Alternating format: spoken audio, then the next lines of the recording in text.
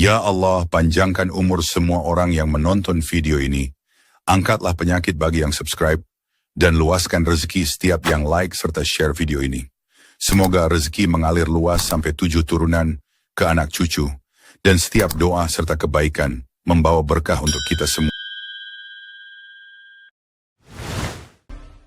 Innal hamdalillah nasta'inuhu wa nastaghfiruhu wa nu'minu bihi wa natawakkalu alayhi wa na'udzu bihi min shururi anfusina wa min sayyiati a'malina man yahdihillahu fala mudilla lahu wa man yudlilhu fala hadiya lahu asyhadu an la ilaha illallah wahdahu la syarika lahu wa asyhadu anna Muhammadan 'abduhu wa rasuluhu.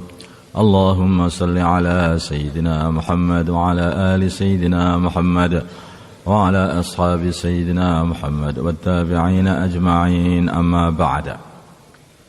Hadirin yang dimuliakan Allah Subhanahu wa taala, hidup di dunia ini hidup yang hanya sebentar saja. 100 tahun sebelum kita duduk di majelis ini, maka satu pun yang duduk di sini tidak ada, belum ada di dunia.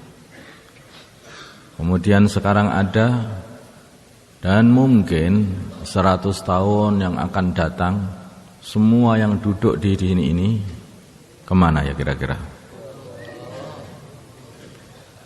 Hadirin yang dimuliakan Allah Subhanahu wa taala, begitu pendek umur manusia ini, begitu cepat kehidupan di dunia ini.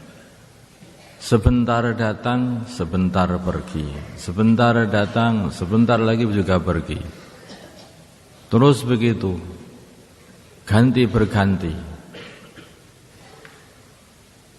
Sampai ada yang mengatakan, bila cucu sudah datang, maka kakek sudah siap-siap pergi katanya.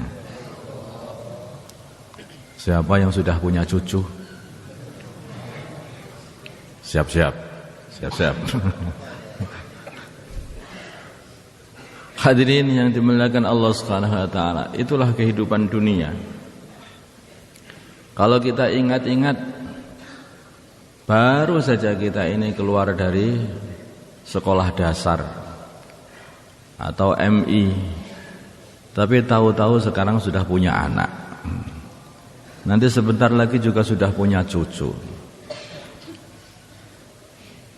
Belum lama ingatan masih begitu jelas, masih begitu jelas. Tetapi tahu-tahu jenggot sudah mulai memutih. Sudah memutih. Allah katakan, awalam nu'ammirkum ma yatadakkaru bihi man tadhakkara wa ja'akumun nadhir. Tidakkah kalian sudah aku kasih umur, yaitu umur atau waktu yang sudah cukup untuk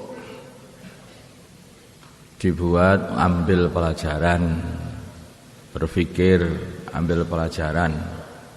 Lagi pula juga sudah aku kirim kepada kalian semuanya, yaitu peringatan. Kalau umur itu sudah sampai 60 tahun, masa belum bisa ambil pelajaran?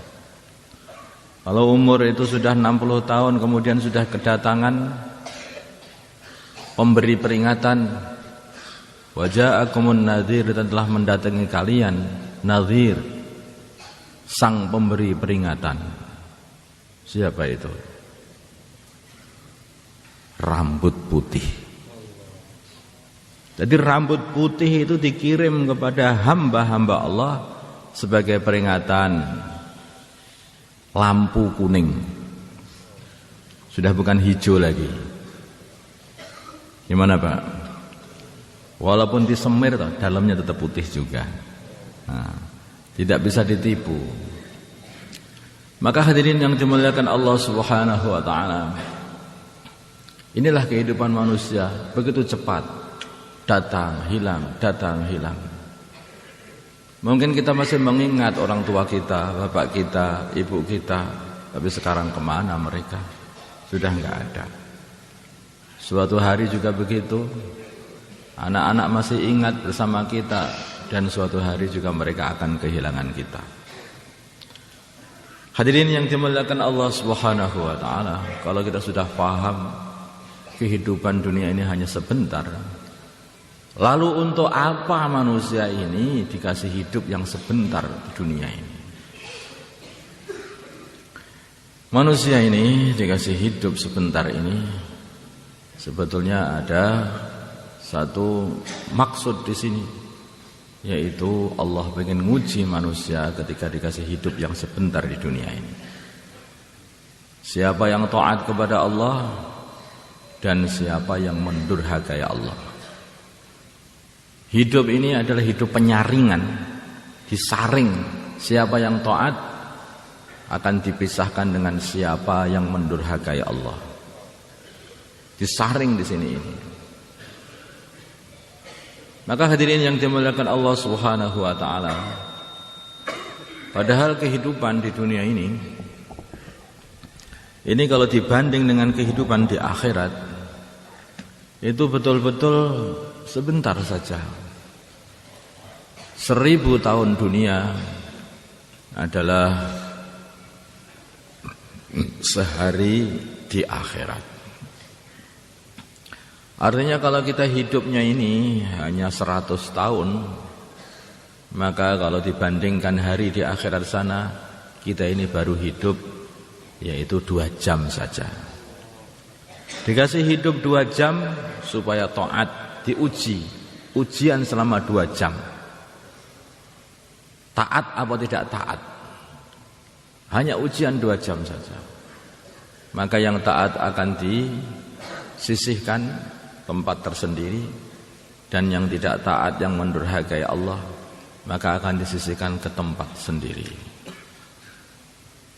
Hadirin yang dimuliakan Allah Subhanahu wa taala, kalau kita ini faham bahwa kita ini dalam ujian, dan ujian ini kesempatannya hanya sebentar, hanya 2 jam saja, maka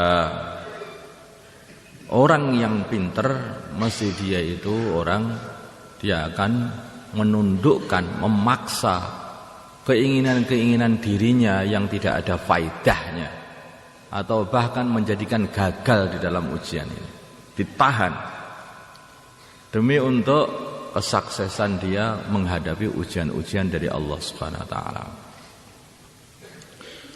Maka dikatakan fa amma man khafa maqama rabbih wa nahan nafsa 'anil hawa fa innal jannata hiyal ma'wa. Adapun orang-orang yang khawatir, yang takut pada makomnya Tuhannya. Maqam rabbih apa itu? Jadi nanti di akhirat itu ada tempat namanya makom, tempat berdiri. Di sana itu setiap manusia satu persatu akan didirikan di situ untuk ditanyai apa yang telah dibuat mereka ini di dunia. Kalau yang kita buat adalah perkara yang memalukan diri kita, akan dipermalukan di depan seluruh umat manusia di situ itu. Tapi kalau yang kita buat di perkara yang meridhokan Allah, juga akan dipuji-puji di depan manusia di situ itu. Maka hadirin yang dimuliakan Allah Subhanahu wa taala, itulah kalau orang mau memikirkan maqam rabbih tadi, tempat untuk berdiri, untuk menghadap kepada Tuhan, kemudian dia khawatir permasalahan ini sehingga dia tahan nafsunya untuk mentaati semua perintah-perintah Allah dan menjauhi larangan-larangan Allah. Fa innal jannata hiyal ma'wa. Maka sungguhnya surga adalah tempat bersemayam mereka, orang-orang yang seperti ini. Maka hadirin yang dimuliakan Allah SWT, kunci yang utama supaya kita bisa taat kepada Allah, supaya kita bisa taat kepada Allah adalah memikirkan akhirat. Kemudian menahan kemauan nafsu kita. Karena nafsu ini selalu saja mengajak kepada perkara-perkara yang khilaf dengan syariah. yang khilaf dengan perkara yang diridhai oleh Allah Subhanahu wa taala. Selalu begitu nafsu itu. Sampai sebagian ulama memberi nasihat, wa khalifin nafsa wasyaitana wa asihima wa inhuma mahadakan nusfi fattahimi. Hendaknya kamu selalu nulayani nafsumu. Jangan dituruti nafsu atau keinginan nafsu ini dan keinginannya setan. Walaupun kelihatannya nafsu itu membujuk dirimu dengan bujukan-bujukan atau memberi nasihat kepada dirimu, nasihat-nasihat yang indah-indah, maka hendaknya selalu curiga kepada nafsu. Hadirin yang dimuliakan, sudah perkara yang sederhana saja. Di antara nafsu itu keinginannya adalah yang pengen enak, yang penting enak. Yang penting enak. Contohnya yang biasa disebut oleh para dokter adalah nafsu makan. Ya. Kalau orang itu nafsu makan, nafsunya pengen makan, maka begitu melihat makanan, maka dia pengen makan. Kepinginan untuk makan. Tetapi akal ini harus betul-betul mengendalikan nafsu. Kalau akal itu ikut nafsu, maka akhirnya rusaklah tubuh ini. Pengennya nafsu makan apa? Makan yang banyak sampai kenyang. Pakai sambal yang pedas sampai pokoknya 50 lombok. Pengennya begitu. Pakai minyak yang kental, yang kental, betul-betul kental. Pakai lemak-lemakan yang gurih, dimakan, dilahap, ditelan. Makin banyak kolesterolnya, makin gurih, makin enak. Nafsu. Kalau otak tidak mau menahan nafsu ini, maka apa yang terjadi? Bangun tidur udah kepleh, udah nggak bisa apa-apa, Pak,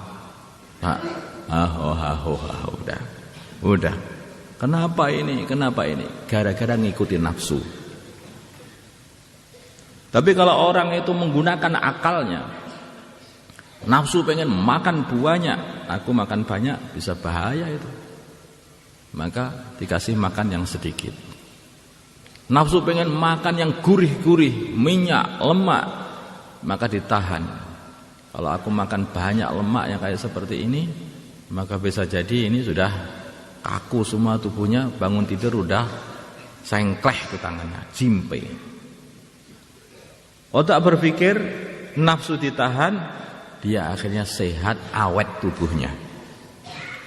Tubuhnya awet. Nafsu itu nggak berpikir.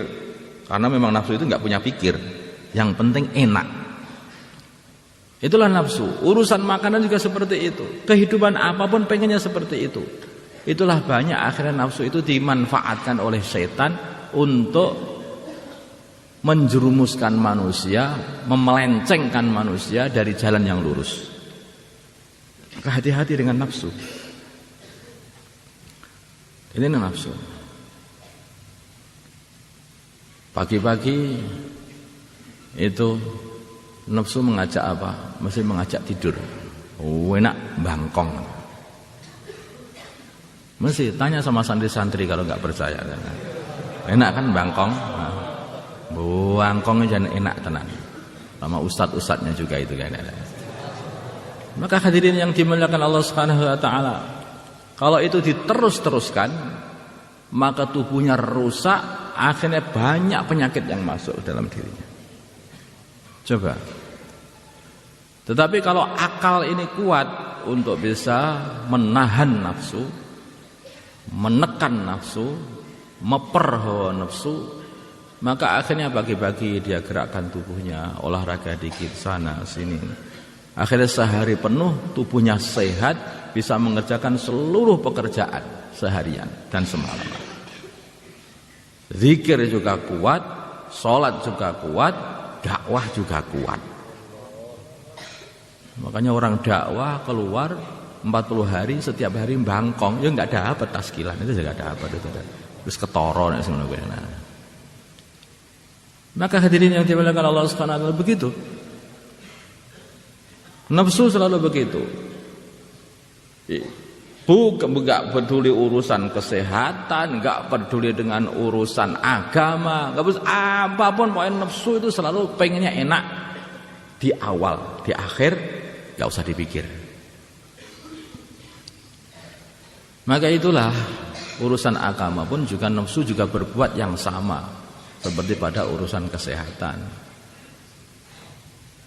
Ketika ada apa-apa hayya 'alas shalah, hayya 'alal falah, dipanggil dari masjid untuk sholat, maka nafsu mengatakan baru segini ya sudah diadzani, keliru adzannya, awas nanti jamnya tak mundurkan nanti kalau di masjid. Hadirin yang dimuliakan Allah Subhanahu wa taala, nafsu seperti itu. Apalagi tahajud, akhirnya sholat jamaahnya ketinggalan, jadi sholatnya di rumah. Sudah berapa fadilah saja yang kehilangan gara-gara ikut nafsu. Berapa pahala yang begitu hebat itu yang seharusnya diberikan kepada dia itu hilang begitu saja. Apa enggak rugi itu gitu? Rugi. Ini seperti orang begini. Ada orang yang dia ini dapat pengumuman. Woi, pengumuman, siapa yang datang ke sini dalam waktu 5 menit nanti akan dikasih duit 1 miliar. Nah, begitu. Tapi nafsu itu lagi perut lagi luwe, lagi lapar, dan di hadapannya itu ada makanan enak, kerengsengan. Nah, apa sih ngomong apa tuh? Tenan pegak tuh kayak. Apa betul itu? Makan dikit. Mangan. Habis makan, selesai baru datang, sudah tutup. Enggak kebagian. Karena ngikutin nafsu, dia tidak kebagian. Demikian juga, rugi enggak orang seperti ini? Rugi. Bukan tidak rugi. Dia dapat makanan, tetapi dia tidak dapat duit 1 miliar yang bisa untuk membeli makanan berkarung-karung beras, berjuta, berbanyak makanan. Hadirin yang dimuliakan Allah Subhanahu wa taala, demikian juga kalau orang sedang makan enak-enak, hayya 'alas shalah, hayya 'alal falah, apa itu? Salat di rumah. Salat di rumah aja katanya. Memang sholat harus ke masjid, di rumah juga sah. Nafsu itu.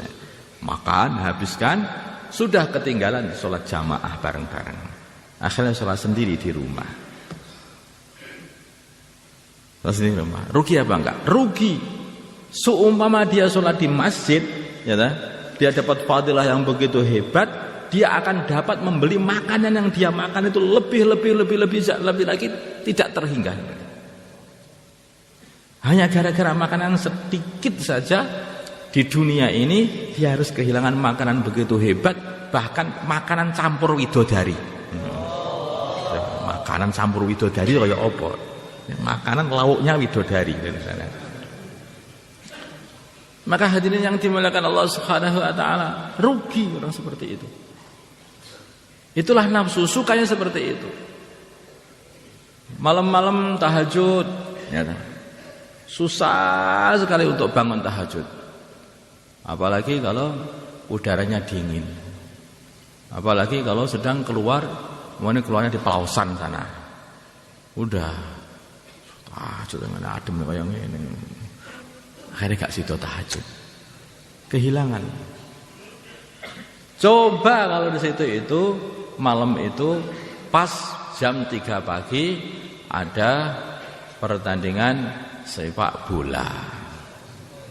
Cocok dengan nafsu, bangun ya. Ngantuk ya langsung raupi itu demi untuk melihat sepak bola. Coba. Karena cocok dengan nafsu. Memang nafsu begitulah kehidupan nafsu itu. Tapi hadirin yang dimuliakan Allah Subhanahu wa taala, Maka inilah fa amma man khafa maqama rabbih wa nahan nafsa 'anil hawa fa innal jannata hiyal ma'wa. Surga itu hanya bisa dibeli dengan cara menahan hawa nafsu. Menahan hawa nafsu. Berapa lama? Enggak lama. 2 jam. Menahan nafsu 2 jam. 2 jam akhirat. 2 jam akhirat di dunia ini 100 tahun. Itu kalau baliknya itu. Itu kalau 100 tahun. Nah, kalau enggak 100 tahun. Kalau 40 tahun. Ya, kira-kira ya hanya 1 jam. Menahan diri 1 jam. Hasilnya selama-lama di surga. Selama-lama di surga. Maka itulah hadirin yang dimuliakan Allah Subhanahu wa taala.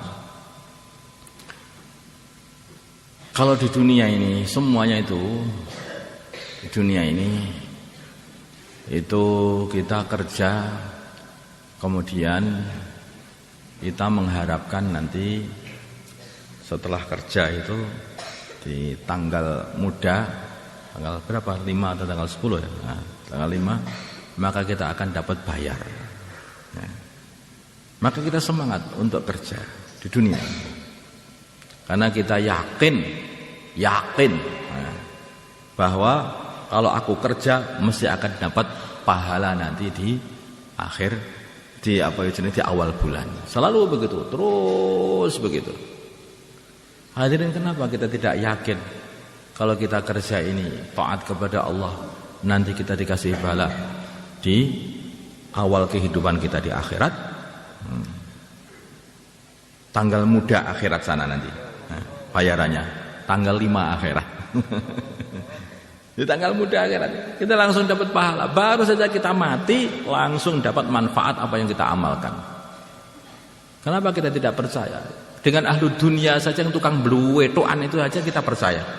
Bagaimana tidak percaya dengan orang yang tidak pernah bohong, baginda Nabi kita Muhammad sallallahu alaihi wasallam. Maka ada seorang ulama yang memberi permasalahan, yaitu antara kodok, ya nah, kodok atau katak. Katak ini sama ikan. Katak ini sudah biasa keluar dari kolam dan melihat apa yang terjadi di luar dan balik lagi ke kolam. Sedangkan ikan itu tidak pernah keluar dari kolam. Maka katak ini berkata kepada ikan-ikan, wahai ikan-ikan, nanti kalau kamu diiming-iming makanan yang enak-enak, ya kan? Jangan sampai kamu makan. Tahanlah nafsumu. Jangan sampai kamu makan. Kok nanti sampai kamu makan, nanti kamu akan ketarik keluar dari kolam ini. Kemudian di sana kamu akan disembelih, dipotong-potong, terus digoreng, terus dikunyah-kunyah, kemudian dimasukkan di perut dan dikeluarkan jadi tahe. Ikan-ikan yang percaya sama kata-kata katak ini, kodok ini, maka dia hati-hati sehingga menahan nafsunya walaupun diiming-iming dengan cacing yang indah. Tidak pengen, hati-hati.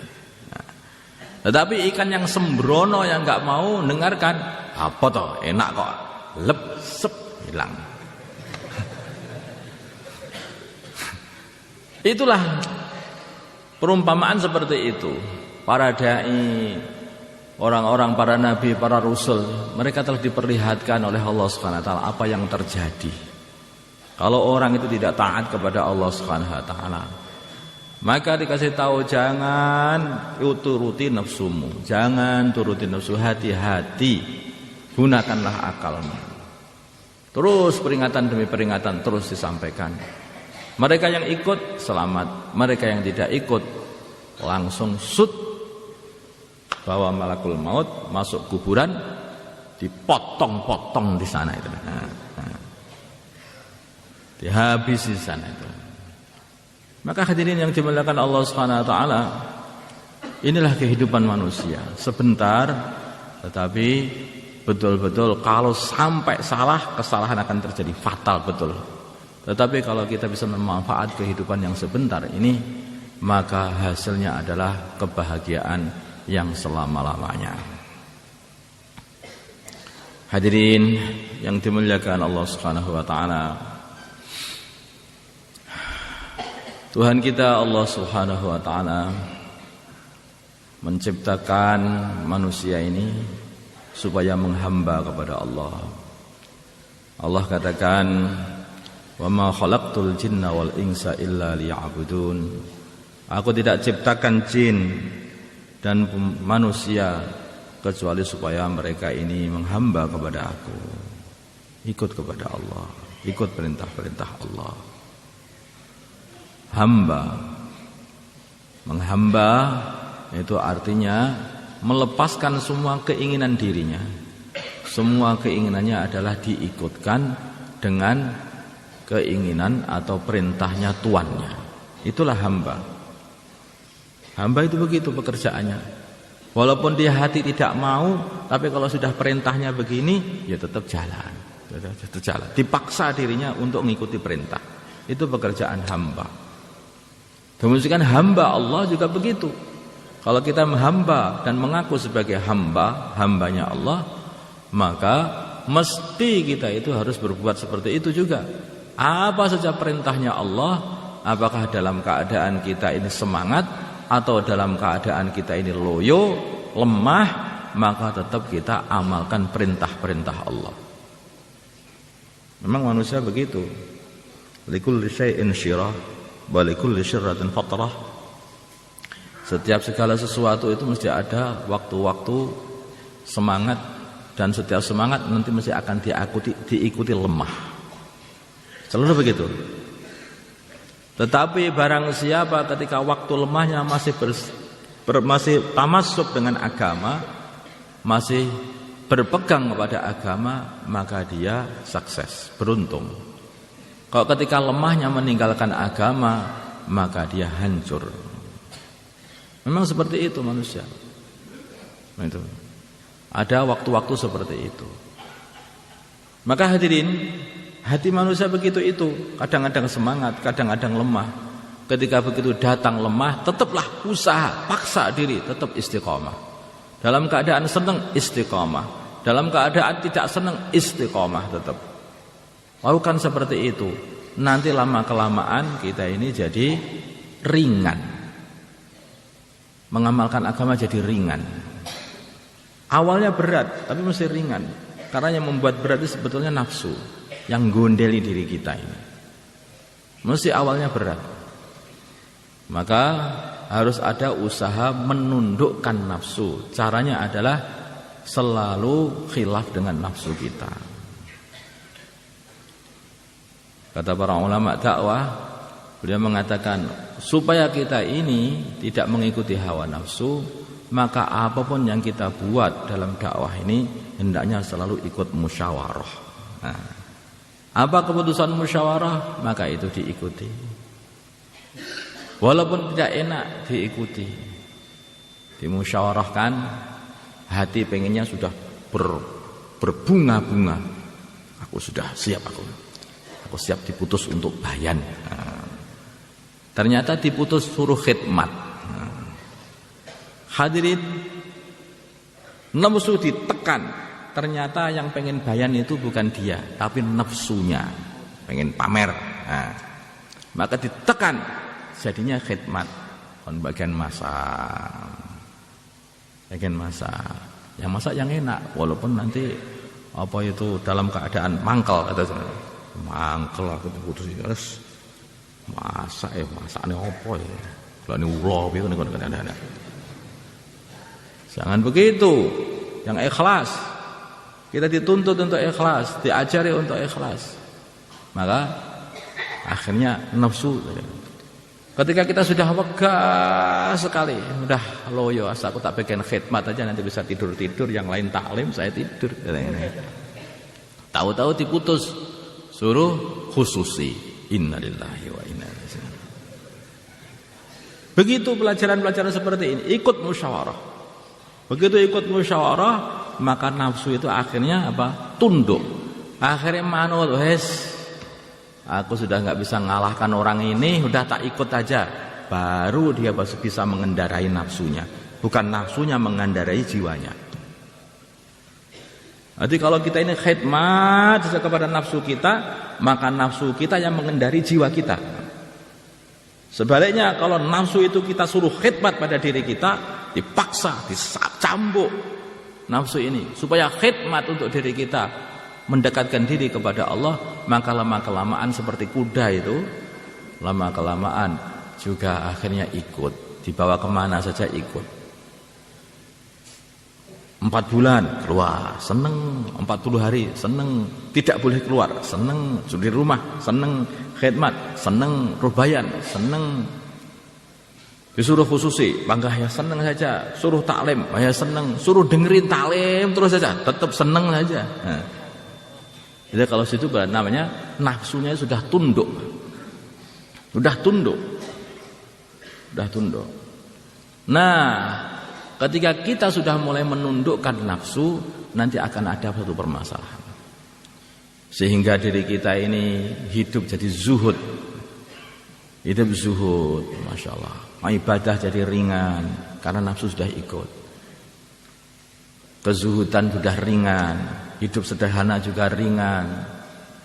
Sholat tahajud ringan, sedikit harta juga ringan saja. Ada harta, alhamdulillah. Enggak ada harta, ya serah masalah. Terus semua serba ringan. Maka akhirnya nanti akan ada ujian yang berikutnya. Ujiannya adalah, maka orang-orang akan melihat, Masya Allah, Pak Fulan itu sudah bisa menundukkan nafsunya. Masya Allah, Pak Fulan adalah orang yang ahli zuhud. Masya Allah, si Pak Fulan ahli ibadah, ahli dakwah, ahli sodakoh, ahli khidmat, ahli khususi, ahli taskil, ahli dan wes penanggung jawab ini. Begitu datang seperti itu, maka mulai nafsunya dapat siraman. Seneng nafsunya. Apa ini? Kok enak-enak ini? Nah, ternyata pujian manusia itu lebih enak daripada makanan. Dipuji, nafsunya akhirnya apa? Hilang keikhlasannya. Diuji keikhlasan pada waktu itu. Kelihatannya zuhud, tetapi bukan. Itu nafsu, biar dipuji orang sebagai orang yang zuhud. Kelihatannya sedekah, bukan. Itu bukan sedekah yang ikhlas. Itu sedekah biar dipuji orang sebagai ahli sedekah. Kelihatannya dakwah, bukan. Itu supaya dipuji orang, supaya dikatakan sebagai dai yang hebat. Kelihatannya khidmat, supaya dipuji orang-orang, sebagai dikatakan makanannya enak, dipuji seneng.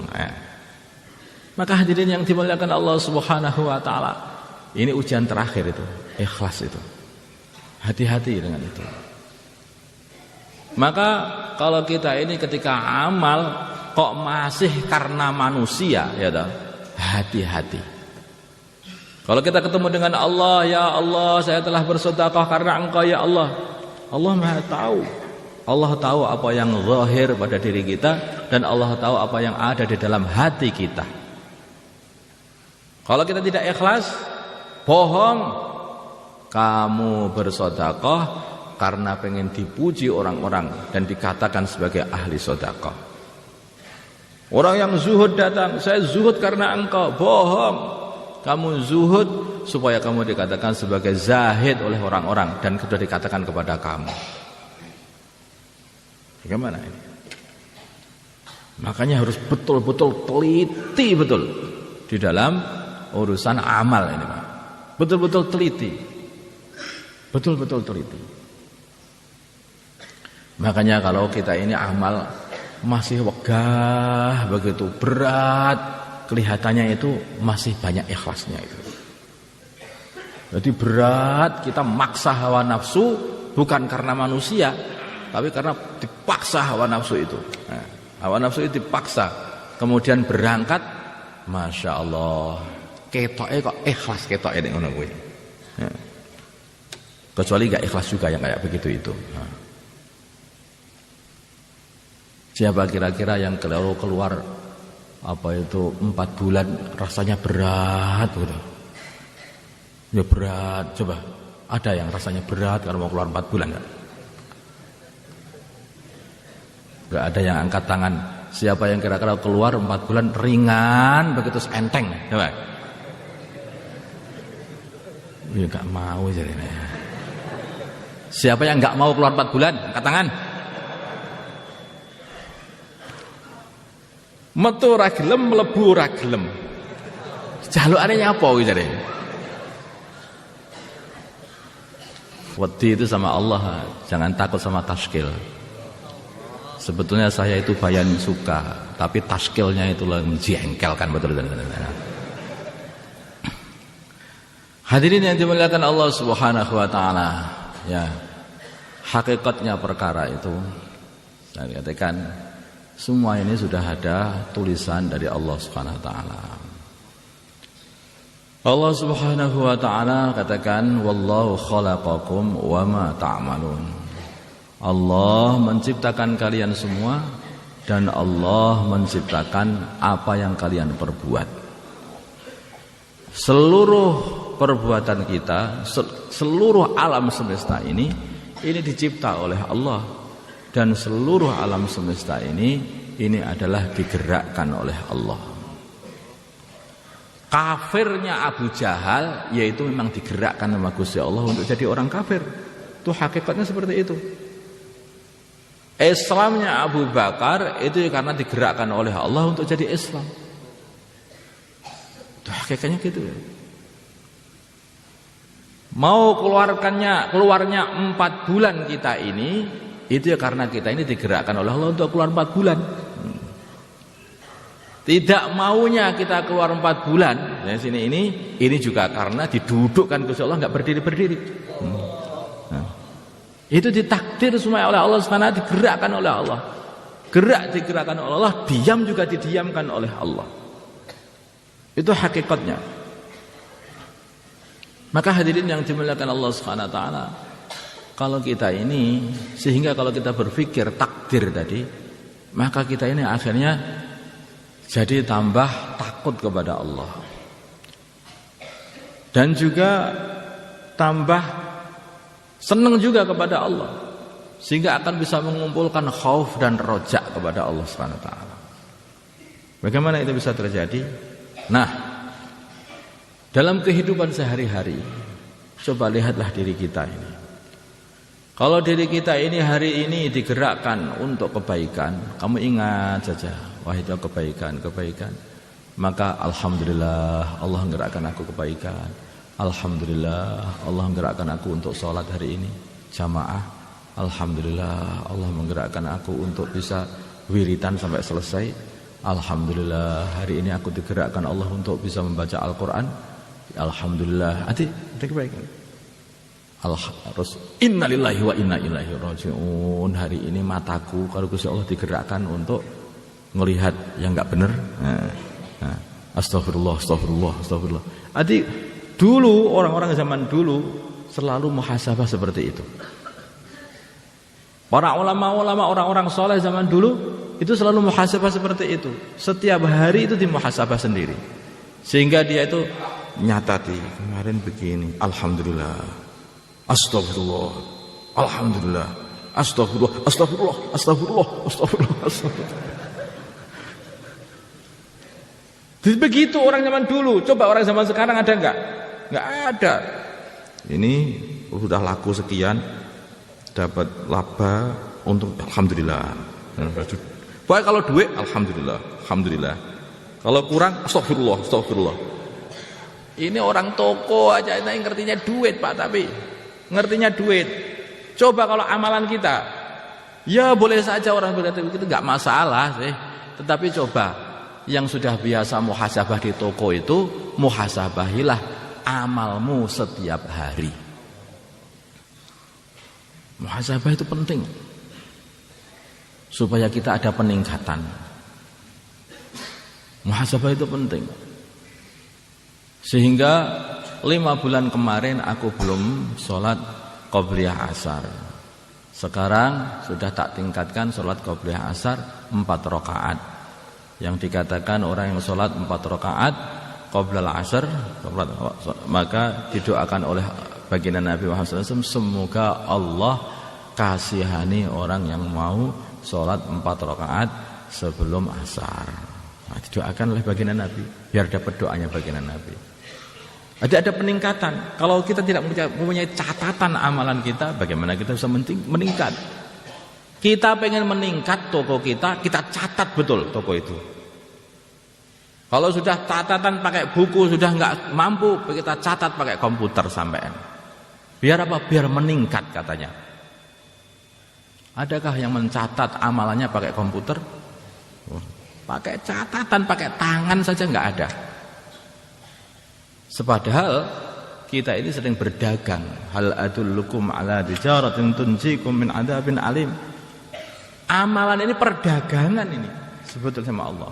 Untung badi, untung rugi terus. Setiap hari kita berdagang dengan Allah. Kalau kita mengamalkan perintah Allah, menjauhi larangan Allah, kita untung. Kalau kita ini tidak meninggalkan perintah Allah yang wajib, ya, kemudian mengamalkan larangan-larangan Allah, kita rugi.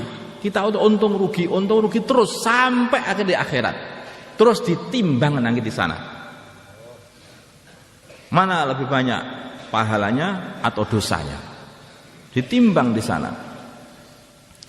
Maka hadirin yang dimuliakan Allah Subhanahu wa taala, kembali lagi tadi membicarakan urusan ikhlas dan membicarakan urusan takdir. Kalau kita memikirkan bahwa semua ini yang menggerakkan Allah, maka terjadilah ikhlas. Tidak ada rasa ananiyah. Ini tahajudku, ini amalanku. Enggak, ini aku digerakkan Allah untuk amal. Paham ya? Paham ya saya? Nah, seperti itu. Akhirnya jadi ikhlas, semua amalan jadi ikhlas. Begitu amalan jadi ikhlas, maka akhirnya makbul, diterima oleh Allah. Baru diterima oleh Allah. Itu, baru diterima oleh Allah. Maka hadirin yang dimuliakan Allah Subhanahu wa taala,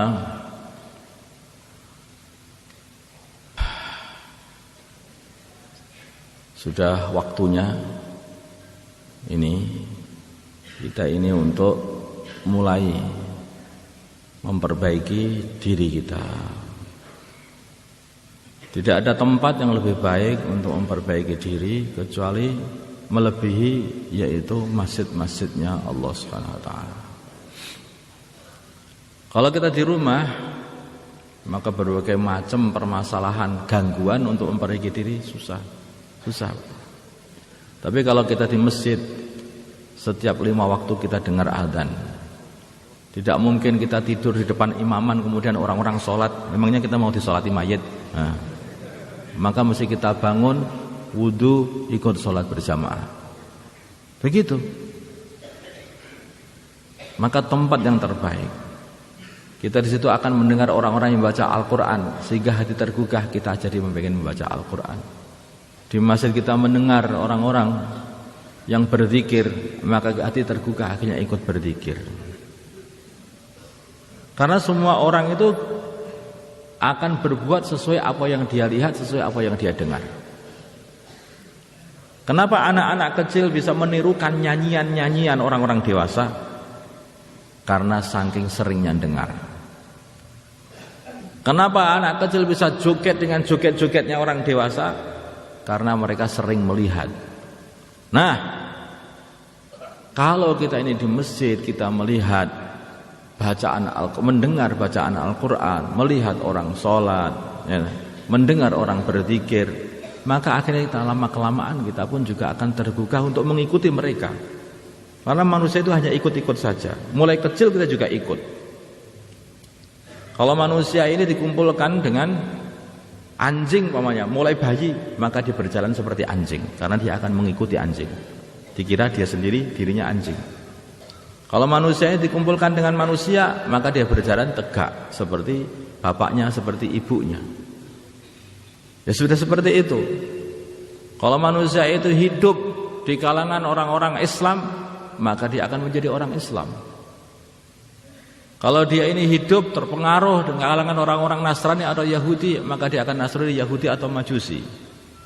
Maka dikatakan oleh baginda Nabi, kullu mauludin yuladu 'alal fitrah fa abawahu yuhawwidanihi au yunassiranihi au yumajjisani.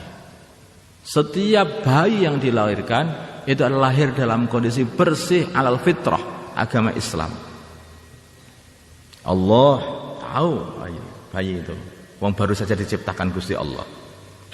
Tetapi fa abawahu yuhawwidanihi, kedua orang tuanya lah yang menjadikan jadi Yahudi, yang menjadikan jadi Nasrani, yang menjadikan jadi Majusi. Suasana sekitar itu sangat berpengaruh pada manusia. Manusia biasanya hanya menirukan. Maka hendaknya kita ini selalu berteman dengan orang-orang yang soleh, ahli ibadah. Kalau kita berteman dengan orang-orang yang soleh, kita akan jadi soleh. Kalau kita berteman dengan orang-orang nakal, kita akan jadi nakal. Bisa seperti itu manusia. Dulu kita kecil, hidupnya di Pulau Jawa, yang Temboro. Maka kita ngomong dengan bahasa Temboro, bahasa Jawa. Apa ya ada kita hidup di lingkungan bahasa Jawa, kemudian ngomong pakai bahasa Inggris? Nggak ada seperti itu. Pengen bisa bahasa Inggris, anak kecil buang saja ke Inggris nanti. Besar mesti mengikuti pembicaraan orang Inggris. Nah seperti itu. Nah demikian juga kalau kita ini bertempat di tempat ahli ibadah, yaitu di masjid, maka berubah juga akan sikap-sikap kita. Senang sholat, senang wiridan, senang baca Al-Quran, senang kebaikan-kebaikan. Senang kebaikan-kebaikan. Maka hadirin yang dimuliakan Allah Subhanahu wa taala, siapa yang menyediakan waktunya untuk memperbaiki dirinya 4 bulan ataupun 40 hari dalam negeri-negeri, ke masjid-masjidnya Allah Subhanahu wa taala, di masjid-masjidnya Allah Subhanahu wa taala. Mari Pak, monggo bismillah. Maka silakan Pak, monggo. Monggo Pak yang niat negeri jauh silakan, monggo niat aja gratis, monggo bismillah. Monggo. Niat negeri jauh silakan. Nggih. Kita tidak akan bisa pergi negeri jauh, enggak bisa. Tidak akan bisa pergi 4 bulan, 40 hari tidak bisa. Itu hanya kalau digerakkan Allah. Maka niat saja. Nah. Tapi niat pun juga akan tidak bisa. Yang bisa niat hanya yang digerakkan Allah untuk niat, hatinya. Karena hati kita pun juga yang menggerakkan Allah. Kita pengen lihat siapa hatinya yang digerakkan Allah, siapa hati yang belum digerakkan Allah. Nah. Mari Pak, monggo. Bismillah. Monggo. Hanya dengan niat saja, hanya dengan niat. Enggak ada yang maksa. Nanti habis ini, habis niat, paling pulang sendiri-sendiri ke kampung sana, enggak ada orang yang nyari juga. Nah. Monggo Pak. Tapi kalau dengan niat saja kita sudah mendapatkan pahala. Kalau niat kita dikabulkan oleh Allah, tahu-tahu nanti dimudahkan, enggak tahu tahun ini atau tahun depan atau depannya lagi atau depannya lagi 10 tahun yang akan datang atau 50 tahun yang akan datang, ternyata kita bisa keluar di jalannya Allah. Nah, kita enggak tahu. Nah, yang penting niat saja. Kalaupun kita sudah niat, kemudian kita ini terus sowan kepada Allah, maka niat kita ini juga dihitung sebagai pahala juga. Monggo bismillah. Udah. Yang IPB monggo boleh.